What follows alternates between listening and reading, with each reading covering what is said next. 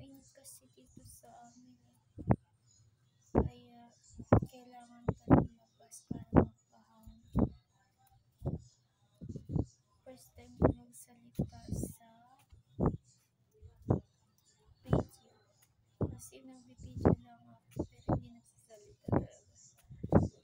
So, parang sinusubukan ko kung paano magsalita sa camera.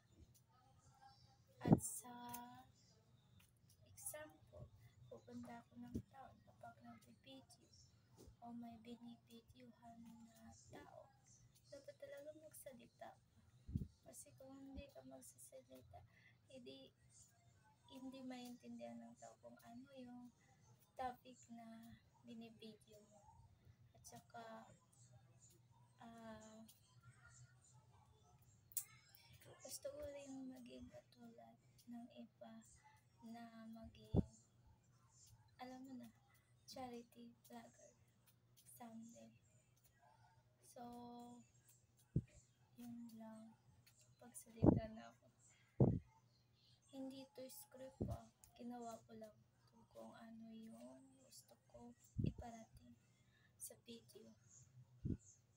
Kasi, mahirap talaga mag-memorize ng script kapag hindi nasa puso mo yung sinasalita mo. So, I try my best na magpa-vlog habang nagtatrabaho para maging katulad din ako nila. So, yun yung pangarap ko. Someday. Noon pa man pangarap ko na yun, pero umigil ako kasi parang busy me. So, ngayon lang ako nasulit sa video. Akala na iba, nababalik ka. Pero okay lang.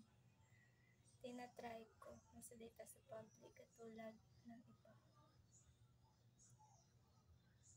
Yun lang. Thank you. You can follow me on my Facebook page. Share, like, and subscribe. Sana supportuhan ninyo ako sa mga vlog ko. And yun, ang galing mo magsalita, diba? Naisip ko lang yun. Thank you, yun lang. Bye.